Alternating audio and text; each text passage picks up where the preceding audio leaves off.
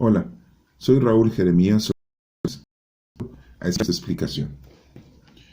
Bueno, pues hoy nos toca leer un libro del Antiguo Testamento, uno de los libros deuterocanónicos que tenemos.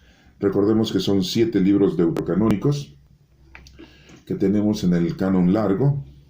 Ya les había yo explicado en otras grabaciones que el canon breve nada más tiene 39 libros en el Antiguo Testamento. En el largo, 7 más.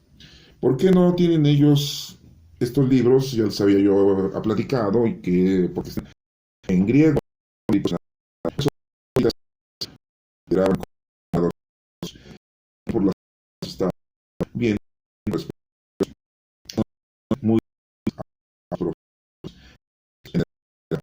les había yo mencionado que pues los judíos en la actualidad pues nada más tienen 24 su los que por decirlo no, ¿por qué razón? Porque ellos toman un solo libro, el libro de los profetas menores. Ellos no los separan por 12, ya que son 12 libros. Ellos los tienen en un solo tomo, los de los profetas. Y la Torah, que es pues, el Pentateuco, los 5 libros, ellos los manejan como un solo libro y nosotros los manejamos como 5 libros diferentes. Y por eso es que la reducción de esas dos cantidades nos da 24 libros para los judíos en la actualidad. Pero en el canon breve son 39, ustedes lo pueden ver.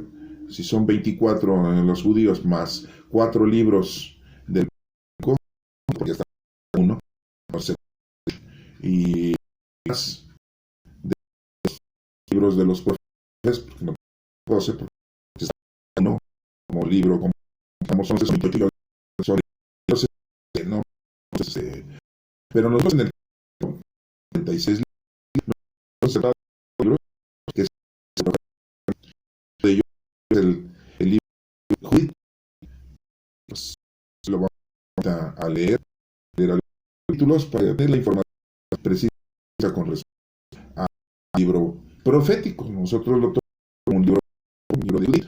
Vamos a ver, aunque pues es una forma narrativa histórica de los momentos en que se encuentra, ¿sí?, el pueblo de Israel, cuando es a punto de ser el ejército. Es comandado el ejército asirio por un general Olorfenes, que es pues mandado por Nabucodonosor. Bueno, nos menciona la historia que se salva el pueblo por la intervención de una mujer, que se le dice Judith, pero en realidad pues su nombre no lo conocemos.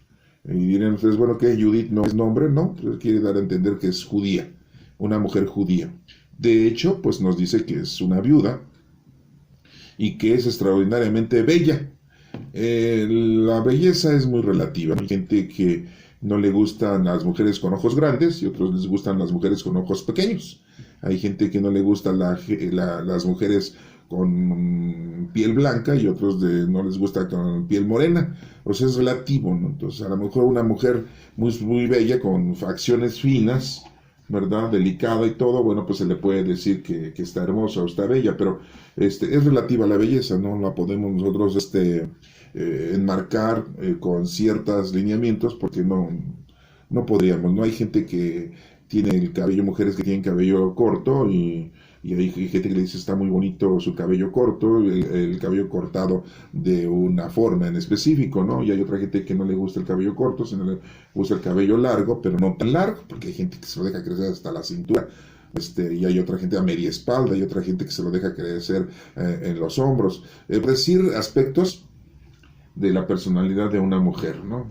Ya no hablemos más de otros aspectos físicos de la mujer, le estoy hablando de unos para que nada más entendamos que pues es muy relativa a la belleza. Pero bueno, aquí nos menciona el libro de que esta mujer, que no sabemos su nombre, pero se le dice Judith por judía, es una viuda, ya se había enviudado y que era extraordinariamente bella, ¿no? Y bueno, pues también nos menciona que el comandante en esta historia que vamos a leer en este libro, que el comandante Olorfenes muere. sufre una tremenda derrota por manos de los judíos. Y bueno, también nos menciona aquí un cántico de Judith, y pues los judíos celebran victoriosamente ese triunfo y se lo acreditan a esta mujer viuda, ¿no? Pero bueno, vamos a adentrarnos a escuchar estos capítulos en donde les digo, está narrando, es una forma narrativa, histórica, y de hecho muchos dicen que pues esto es una leyenda que no existió, que es una forma de cómo estar apoyando al pueblo israelita en aquel entonces para que no desfalleciera o se sintiera acorralado o se sintiera derrotado por las situaciones bélicas en las que se estaba encontrando el pueblo israelí. Bueno, vamos a... yo les digo lo que se dice, lo que se pronuncia, pero vamos a leer la Sagrada Escritura, porque al final de cuentas es Sagrada Escritura y es parte del que Dios nos brinda una información, y a lo mejor no hay mucha, pero sí hay suficiente como para poder nosotros tener unos mensajes muy precisos.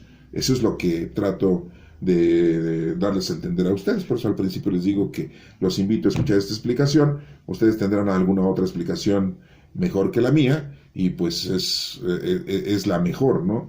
Pero bueno, yo les proporciono, les regalo la mía. Capítulo número 1.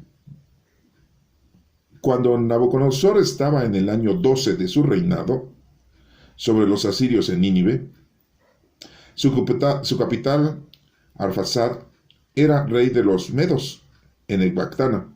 Ese fue quien construyó una muralla de piedras labradas alrededor de Ecbatana. Cada piedra tenía 1 metro con 35 centímetros de ancho por 2 metros con 60 centímetros de largo. La altura de la muralla era de 31 metros y medio y de 22 metros y medio de espesor. En las puertas de la ciudad construyó torres que medían 45 metros de altura sobre bases de 27 metros de ancho. Las puertas mismas las hizo de 31 metros y medio de altura por 18 metros de anchura, para que su poderoso ejército pudiera desfilar con su infantería en formación. Por aquel tiempo el rey Nabucodonosor hizo la guerra al rey de Arfaxad en la gran llanura que está en la región de Rages. A Nabucodonosor se le unieron todos los habitantes de la región montañosa y todos los que vivían junto a los ríos Tigris y Éufrates, Gidaspes, y en las llanuras que estaban bajo el dominio de Ariog, rey de Elam. Así pues, innumerables pueblos se reunieron para sumarse al ejército de los descendientes de Keleud. El rey Nabucodonosor de Siria mandó llamar a todos los habitantes de Persia y a todos los que vivían en Occidente, a los habitantes de Sicilia, Damasco, el Líbano, del Antilíbano, a todos los que vivían en la costa, en el Carmelo, en Galad, en Galilea superior y en la gran llanura de Esdredón, a todos los de Samaria y a las ciudades de occidente del Jordán, hasta Jerusalén, a los de Betane, Kelus, Cades, del arroyo que limita con Egipto, de Tafnes, de Ramses y de todos los países de Gosén, hasta más allá de Tanis y de Memphis, y a todos los habitantes de Egipto hasta la frontera con Etiopía. Pero los habitantes de esas regiones no hicieron caso al llamado del rey Nabucodonosor de Siria y no fueron a ayudarle en la guerra, pues no le tenían miedo, sino que lo consideraban como un hombre sin aliados. Así que insultaron a sus mensajeros y los despidieron con las manos vacías. Nabucodonosor se puso terriblemente furioso contra todos estos países y juró por su trono y su reino que se vengaría de toda la región de Cilicia, Damasco y Siria, y que las pasaría a cuchillo, lo mismo que a los moabitas y amonitas y a toda Judea y a todos los de Egipto hasta la región de los mares. El año 17 de su reinado, Nabucodonosor se lanzó con su ejército contra el rey de Arfaxad y le dio batalla y lo derrotó, pues puso en fuga a todo su ejército con toda su caballería y sus carros. Se adueñó de sus ciudades, avanzó hasta Ecbatana y se apoderó de las torres y quedó las plazas y convirtió en humillación y el esplendor de la ciudad. Además, capturó a Assad en las montañas de Rages y lo atravesó con sus lanzas, aniquilándolo para siempre. Luego regresó con su ejército y con la gente que se le había juntado, que era una enorme multitud de soldados, y él y su ejército se dedicaron a descansar y divertirse durante 4 meses. Capítulo número 2. El día 22 del primer mes del año 18 se discutió en el palacio de Nabucodonosor de Asiria lo relativo a la venganza que debía tomarse de toda la tierra conforme a lo que el rey había dicho. Mandó llamar a todos sus funcionarios y personas de autoridad y les expuso la decisión que había tomado en secreto de destruir por completo aquellos países. Ellos estuvieron de acuerdo en que se debía de exterminar todos los que no habían hecho caso del llamado del rey. Cuando el rey Nabucodonosor terminó de comunicarle su decisión, llamó a Olórgenes, comandante en jefe de su ejército, quien ocupaba el segundo lugar después del rey, y le dijo: yo, Rey Supremo y Señor de toda la tierra, te ordeno que una vez que te retires de mi presencia, tomes bajo tu mando un ejército de hombres de reconocida valentía, 120,000 de infantería y 12,000 de caballería, y que luego te pongas en marcha contra todos los países del occidente. ¿Por qué no hicieron caso a mi llamado? Ordénales que se rindan incondicionalmente, porque estoy muy enojado. Y voy a marchar contra ellos. Voy a hacer que mis ejércitos cubran toda la tierra y la saquen. Todos serán los muertos que se llenarán los valles, los torrentes y los ríos se llenarán de cadáveres hasta desbordarse. Haré cautivos a muchos y los llevaré a los últimos rincones de la tierra. Adelántate, pues ocupa en mi nombre a todos esos territorios. Si se someten a ti, guárdamelos hasta que yo los castigue. Pero no tengas compasión de los que se resistan. Entrégalos a la matanza y al saqueo, a donde quiera que vayas. Juro por mi vida y por mi poder real que lo que he dicho lo cumpliré yo mismo. No dejes de hacer nada de lo que te he ordenado. Cumple mis órdenes al pie de la letra y sin tardanza. Apenas se retiró Olórgenes de la presencia de su soberano, llamó a todos los altos jefes generales y oficiales del ejército asirio y escogió a los soldados que el rey le había ordenado. 120,000 de infantería y 12,000 arqueros de caballería, y los organizó para la guerra. Luego tomó una enorme cantidad de camellos, asnos, mulas, para llevar la carga de innumerables ovejas, reses y cabras para su abastecimiento, así como provisiones de abundancia para cada hombre y gran cantidad de oro, plata del tesoro real. Olórgenes pues se puso en marcha con todo su ejército, anticipándose al rey Nabucodonosor para cubrir toda la región occidental, con sus carros y caballería y sus soldados escogidos de infantería. Junto con ellos iba un gentío tan numeroso como las langostas o como los granos de arena. Eran tantos que no se podían contar. Salieron de Nínive y caminaron 3 días en dirección a la llanura de Bectilet. De Bectilet siguieron adelante y acamparon junto a las montañas que queda al norte de la Cilicia superior. De ahí siguió Olórgenes con un ejército, su infantería, su caballería y sus carros hacia la región montañosa. Se abrió paso destruyendo a Fut y a Lud, y saqueó a todos los habitantes de Rasis y a los ismaelitas que vivían al borde del desierto al sur de Kelión. Cruzó el río Éufrates, atravesó la Mesopotamia y destruyó todas las ciudades fortificadas que había a orillas del río Abrona hasta el mar. Ocupó el territorio de Cilicia y derrotó a todos los que se opusieron resistencia. Luego llegó a la región de Jafet, en el sur, frente a Arabia. Cercó a todos los madianitas, incendió sus campamentos y se apoderó de su ganado. Luego bajó a la llanura de Damasco en la época de la cosecha de trigo e incendió todos sus campos. Exterminó las ovejas y las vacas, saqueó las ciudades, arrasó campos y pasó al filo de espada a todos los jóvenes. El miedo y el terror causados por él se apoderaron de los habitantes de la costa de Sidón, Tiro y del sur de Oxina, y de los que vivían en Jamnia y Asdod y Ascalón. Capítulo número 3. Entonces le enviaron mensajeros a hacerle propuestas de paz y decirle: Nosotros somos servidores del gran rey Nabucodonosor y estábamos a los pies de su excelencia. Haga con nosotros lo que le parezca mejor.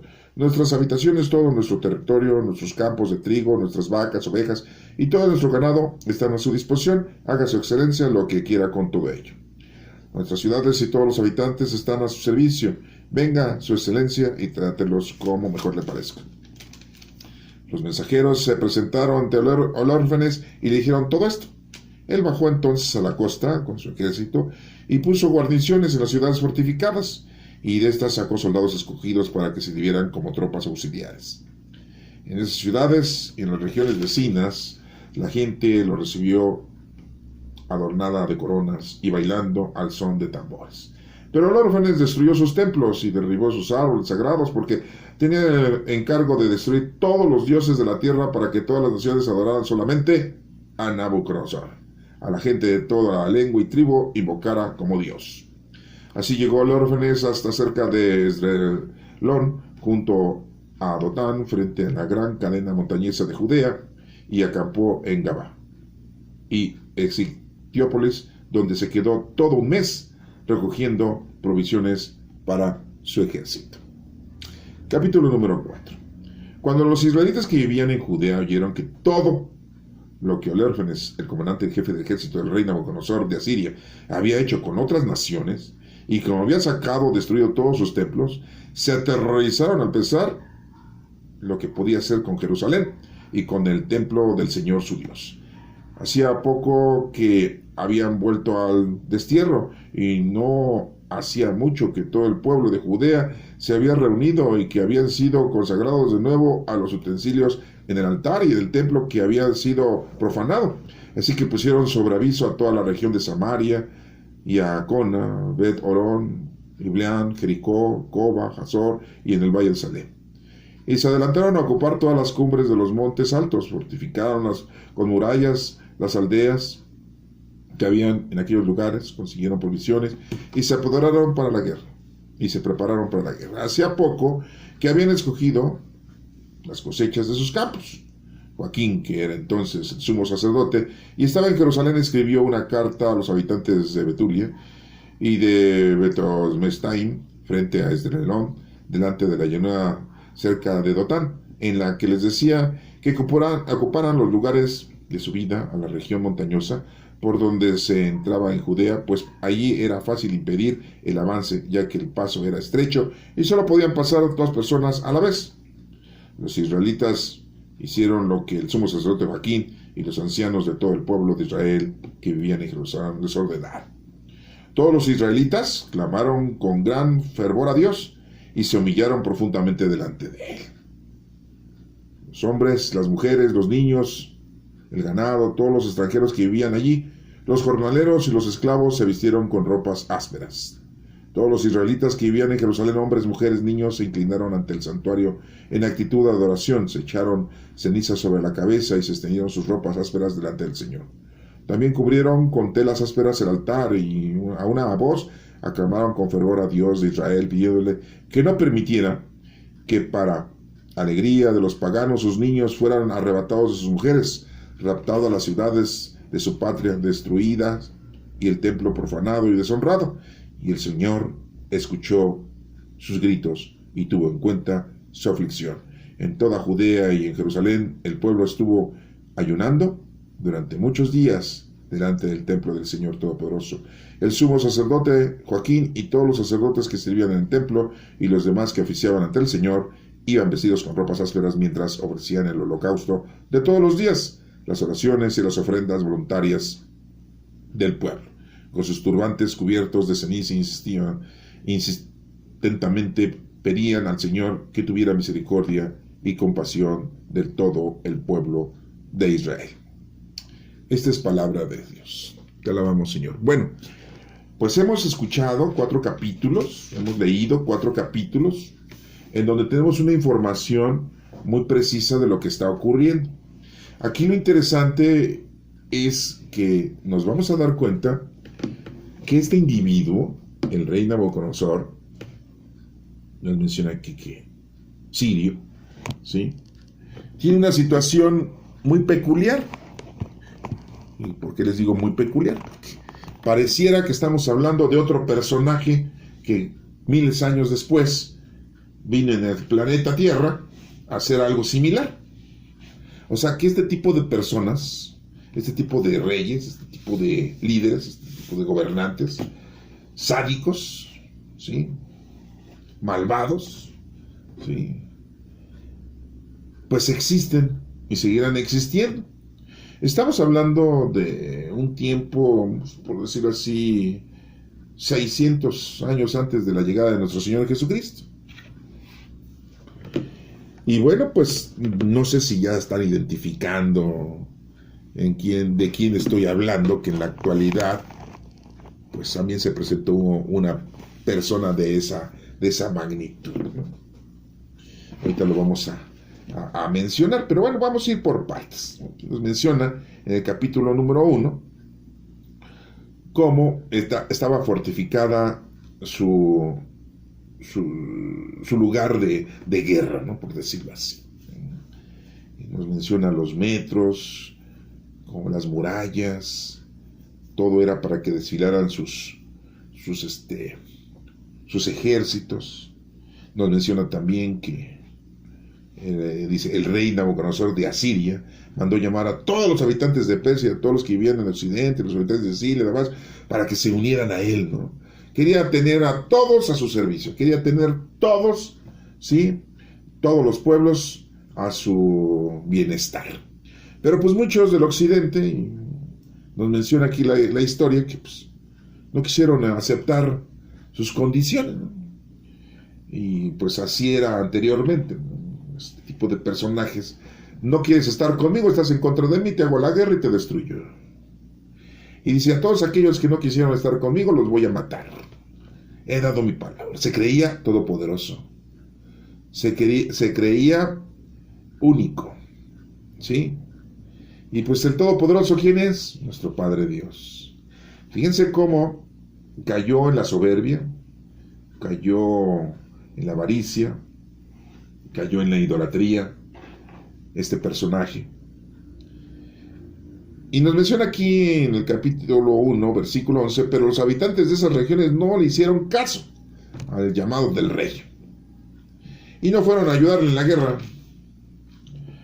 y pues no le tenían miedo, sino que lo consideraban como un hombre sin aliados, ¿no? Se pone furioso este señor y muy claramente dice, juro por su trono y su reino, que se vengaría de toda la región de Cilicia, Damasco y Siria, y que pasaría a cuchillo lo mismo que a los moabitas y amonitas, y a toda Judea, y a todos los de Egipto, hasta la región de los dos mares. Fíjense, ya están identificando de quién estamos hablando en la actualidad semejante a él. No es ningún presidente de Estados Unidos, no. Algún presidente de Sudamérica que ya se apoderaron del país y no quieren abandonar el poder, y ya tienen años y años y años y años, y ahí siguen. ¿Sí? No, tampoco ninguno de ellos es. ¿Sí? Y bueno, dice aquí, en el año 17 de su reinado, se lanzó con su ejército contra el rey de Arfaxad y le dio batalla y lo derrotó. Ya nos habla de una acción bélica, ¿no? Y bueno, pues ahí tenemos la acción militar que tiene este rey Nabucodonosor en contra del rey de Arfaxad. Bueno, y lo derrotan.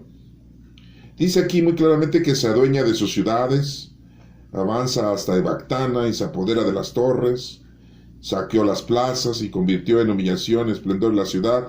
Además capturó a Arfaxad en las montañas de Rages y lo atravesó con sus lanzas, aniquilándolo para siempre. Luego regresó con su ejército y con la gente que se le había juntado, que era una enorme multitud de soldados. Y él y su ejército se dedicaron a descansar y a divertirse durante 4 meses. Bueno. En el capítulo número 2 estamos viendo que entonces ya el rey Nabucodonosor manda a Olórgenes contra los países de Occidente que no quisieron estar con él, que no quisieron participar en su guerra, que no quisieron estar de su parte, y que él quería aliados, ¿no? Entonces, pues, eso era lo que él deseaba, eso era lo que él quería, ¿no? Tener más y más ejército. Y aquí nos menciona muy claramente, cuando el rey Nabucodonosor terminó de comunicar su decisión, llamó a Olórgenes, comandante de jefe de su ejército, quien ocupaba el segundo lugar después del rey, y le dijo: yo, rey supremo y señor de toda la tierra, te ordeno que una vez que te retires en mi presencia, tomes bajo tu mando un ejército de hombres. Y fíjense cómo le dice, ¿no? Que sean valientes, 120,000 soldados de infantería y 12,000 de caballería. Y que luego te pongas en marcha contra los países de Occidente porque no hicieron caso a mi llamado. Y bueno, pues ahí vemos toda la historia de cómo este comandante Olórgenes, pues ahí va, ¿sí? Llamó a todos los altos jefes generales de oficiales del ejército, pues los escoge, nos menciona toda el formato de cómo iba a llevar a cabo esta empresa en contra de todos esos países de Occidente. Salieron de Nínive y caminaron 3 días en dirección de la llanura de Bectilet, y Bectilet siguieron adelante y acamparon junto a las montañas que queda al norte de Cilicia superior. Y de ahí siguió Olórgenes con su ejército, su infantería y su caballería. Se abrió paso destruyendo Fud y Alud, saqueó a todos los habitantes de Ras, a los ismaelitas. Los ismaelitas eran los descendientes de Ismael, del primer hijo de Abraham, que vivía en el borde del desierto, al sur de Zúquero. Cruzó el río Éufrates, atravesó a Mesopotamia y destruyó todas las ciudades fortificadas. Ocupó el territorio de Cilicia, derrotó a todos los que pusieron resistencia. Luego llegó a la región de Jafet y al sur del frente de Arabia. Fíjate, también les tocó a los árabes esta destrucción. Bajó la llanura de Damasco. En la época de la cosecha de trigo se incendió todos los campos, exterminó ovejas, todo ganado, todo. El miedo y el terror causados por él se apoderaron de los habitantes de la costa de Sidón. Bueno, entonces vemos cómo la acción de Olórgenes pues era saquear, destruir. Mandan mensajeros de propuesta de paz a Olórgenes diciéndole: pues, su excelencia, nosotros aceptamos al rey Nabucodonosor como nuestro rey, ¿sí? Todas nuestras ciudades, todos nuestros habitantes están a su servicio. Trátelos como mejor le parezca. Bueno, Olórgenes pues le dan el mensaje. De todas maneras, él continuó con su hazaña bélica, ¿no? La destrucción. Y bueno, dice aquí que a toda tribu, toda lengua, ¿sí? A toda tribu diferente, pues no les tenía compasión, ¿eh? Destruyó sus templos y derribó los árboles sagrados, porque tenía el encargo de destruir a todos los dioses de la tierra, para que todas las naciones adoraran solamente al rey Nabucodonosor, a la gente que toda lengua y tribu lo invocara como Dios. O sea, fíjense nada más hasta dónde llegó, ¿no? Quería él sentirse un Dios humano, un Dios mundano y material. Y pues todo esto va en contra de lo establecido por nuestro Padre Dios. Matar gente, la guerra, destruir, saquear, violar, creerte soberbio, avaricioso, un líder malvado. Ya se dieron cuenta de quién tuvimos hace poco en estos años, estamos en el 2021. Hace poco, ¿a quién tuvimos? ¿Alguien parecido? ¿Sí? ¿Ya lo tienen? Claro que ya lo tienen. Al llamado Hitler, ¿verdad? Pues sí, un invasor, ¿verdad? Un loco, ¿no? No tenía compasión de nada ni de nadie, ¿eh? Y bueno, pues ahí nos estamos dando cuenta entonces que pues es una aparición de otro personaje similar a ese, ¿no? Bueno, Después de todo esto que estamos ahorita entendiendo, que es una narración, pues nos damos cuenta de ese mensaje, ¿no? De que este personaje, pues, tiene todo mal. Toda la maldad está dentro de él. Así como Hitler, toda la maldad. ¿Cuánta gente no mató Hitler? Y principalmente judíos, gitanos, gente de color, cristianos, gente que tenía un problema físico, que pues, tenía un problema que era minusválido, ¿sí? Y bueno, entonces es importante darnos cuenta nosotros que la situación en la que se está encontrando el pueblo israelita, al ver que todas las demás ciudades habían sido saqueadas, habían sido destruidas, pues les empieza a entrar el miedo, ¿no? Y es cuando entonces, pues los israelitas tratan de preparar su defensa. Una defensa un poco difícil, porque contra un personaje de esta índole, un fulano con esta fuerza bélica, pues sí iba a ser un poco difícil el poderle atacar, ¿no? El poderse defender, ¿no? Y bueno, a lo que voy es de que vemos aquí en el capítulo número 4, estamos viendo en el capítulo número 4 una situación de los israelitas. Dice, cuando los israelitas que vivían en Judea oyeron todo lo de Olérgenes, el comandante en jefe del ejército del rey Nabucodonosor de Asiria, había hecho con otras naciones, ¿sí? Se aterrorizaron. ¿Y qué es lo que hacen? ¿Sí?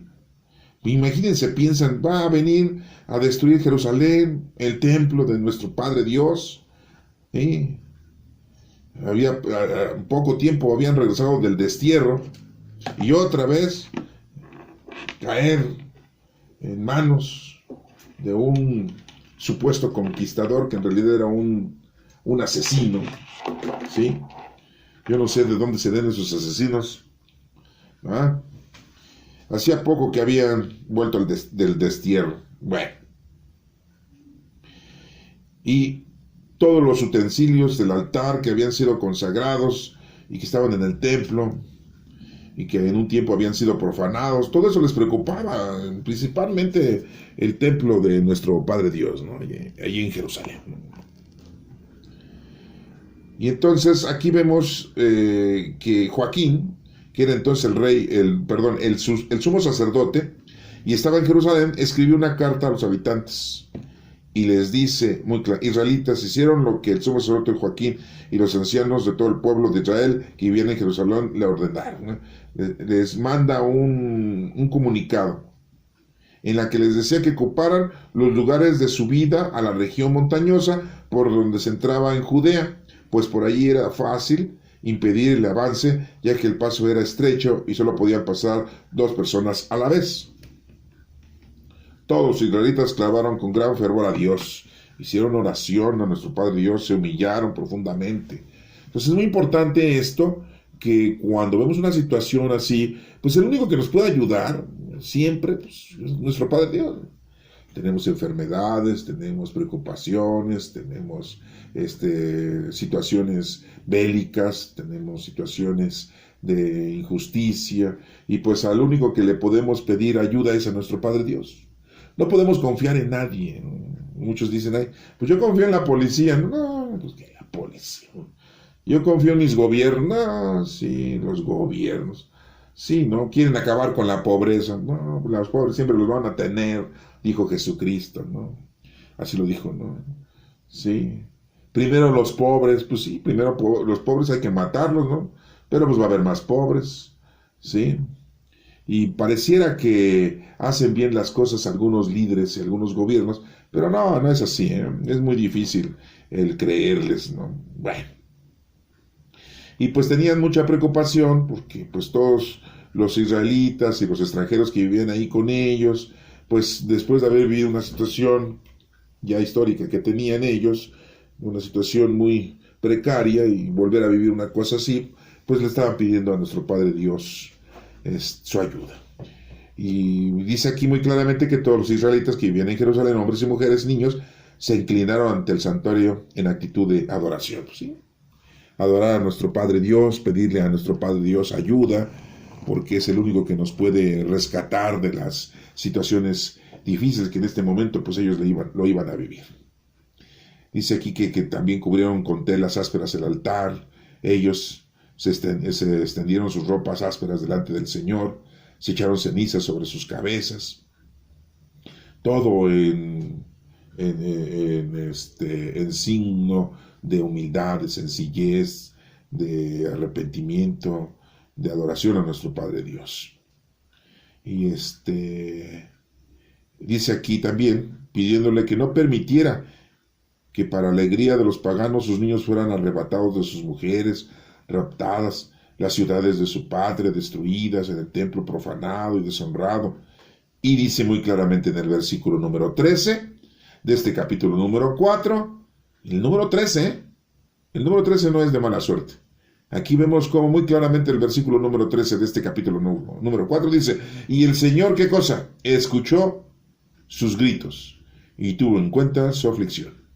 Y en toda Judea y en Jerusalén el pueblo estuvo ayunando durante muchos días delante del templo del Señor Todo. Entonces, oración, limosna, ayuna, lo que nosotros le decimos LOA, L-O-A, limosna, oración y ayuno. ¿Se dan cuenta? Lo que necesitamos hacer, si nosotros nos comunicamos con nuestro Padre, Dios nos escucha. Pero debe ser una oración sincera, una oración plena, una oración que salga de tu corazón y no una oración con intereses. Si me das esto, hago esto. Ah, no, sí, porque nosotros somos bien acondicionadores, ¿no? Ponemos condiciones. Entonces vemos en estos capítulos, vemos la actitud equívoca de este personaje y de todo su ejército, ¿sí? Devastadora. Ya se cree un Dios. Uy, no, sí, tenemos gobernantes que ya se creen mesías, ya se creen dioses, vienen a salvar al género humano, ¿sí? No, se sienten, hay reyes, ¿no? Hay reyes que no se mueren, viven y viven, pasan de los 90 años, llegan casi a los 100 años y no se mueren, ¿sí? Son los reyes mundanos y terrenales, ¿no? Y mucha gente, ay, no, el rey, la reina, son de lo peor. Acuérdense de lo que dijo nuestro Padre Dios, ¿sí? Lo que dice la Escritura. Maldito el que confía en el hombre y bendito el que confía en Dios. Eso que quede muy claro, eso está súper establecido, para que no lo tengan ustedes en otro canal, ¿no? Y bueno, pues aquí vemos que estos israelitas pues, le piden perdón a Dios, hacen oración, limosna y ayuno. El sumo sacerdote Joaquín y todos los sacerdotes que servían en el templo y los demás que oficiaban ante el Señor iban vestidos con ropas ásperas mientras se ofrecían el holocausto de todos los días. Estaban haciendo una vida de sacrificio. Las oraciones y las ofrendas voluntarias del pueblo. Oraciones y ofrendas. Con sus turbantes cubiertos de ceniza, insistentemente pedían al Señor que tuviera misericordia y compasión de todo el pueblo de Israel. Bueno, pues hemos escuchado hoy 4 capítulos de este libro de Judith, en el que nos hemos dado cuenta de 2 cosas, lo bueno y lo malo. Al principio fue lo malo, este fulano, parecido a Hitler, y lo bueno es que el pueblo israelita hizo oración, limosna y ayuno, pidiéndole al Señor compasión y misericordia. Y el Señor en el versículo número 13 dice que escuchó sus gritos y tuvo en cuenta su aflicción. Pues te invito a que esto lo comprendas y lo tomes en cuenta para que en algún momento tú también tengas la oportunidad de pedirle a Dios misericordia. Pero necesitas tú también ofrecerle algo, limosna, oración y ayuda. Que Dios te bendiga.